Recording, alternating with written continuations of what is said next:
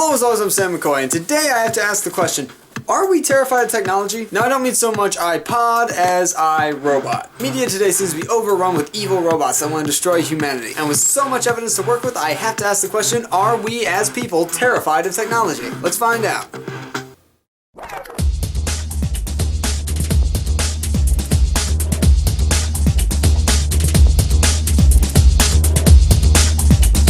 Everywhere you look in pop culture today, there seems to be some kind of robot species bent on taking over the universe and destroying humanity. You got the Groks, the Geth, Cylons, Daleks, Cybermen, Terminators, whatever those things were in the Matrix, the Borg. They're everywhere. All these robots seem to either want to control, change, capture, or mutilate humanity. But why are robots so popular? Well, let's take a look at the two types of evil robots. They're usually the kind of robots that wish to destroy humanity completely, or the kind of robots that wish to subjugate humanity completely. For a good example of the first one, let's take a look at the Daleks. The Daleks are a race of robot. Okay, well, there's an organic squid inside, but for the most part, they're like evil Nazi R2-D2s. They float around, just want to destroy everything that is not a Dalek. They have this idea that they are perfect. Now, this seems incredibly inhuman and evil, but let's take a look at human history here. Alright, warning right here, guys. This video is about to go into some taboo topics, but just stick with it, okay? I swear I have a point. Now, the Daleks have this preconceived notion that they are perfect and that nothing else can compare to them. That is not exclusive to robots. That has happened in humanity before. The Nazi Party from Germany during World War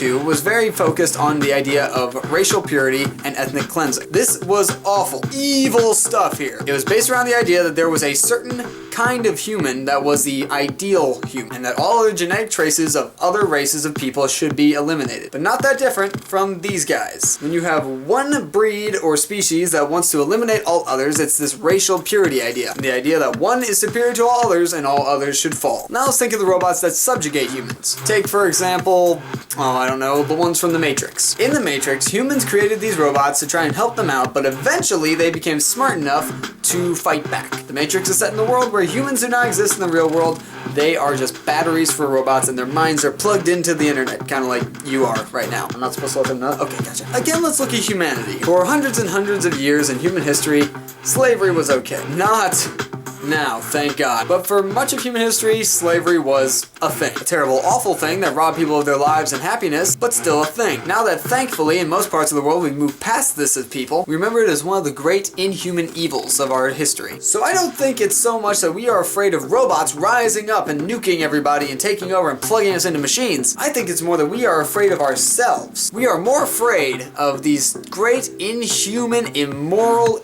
evil deeds that have been done in our history than these metal clankers that we've built in our sci-fi imaginations. And that's why we make them robots. When you think of a human, you think of someone who's alive, someone who's vibrant, someone who's creative, someone who can think of amazing things and paint a Mona Lisa or conduct a symphony or create movies. You do not think of a cold-hearted machine that just wants to crank out more of itself and destroy anything else. But not all robots are evil in media. In fact, for a good example, let's take a look at Cyborg from Teen Titans. In the show, Cyborg was once a completely human young teen athlete until he was in a terrible accident that rendered most of his body immobile and unusable. To save his life, doctors implanted tons of metal equipment into his body to try and fix the parts that got damaged. Now, armed with his super powerful abilities, he fights with a team of young heroes to save people around the world. Now, that seems like a pretty cool robotic guy, but there's one episode I really like. Cyborg wakes up in an evil doctor's laboratory, and he's trying to completely change him into 100% robot. Here, the hero tries to stop him and fight his way for freedom because he doesn't want to be completely robotic. He wants to remain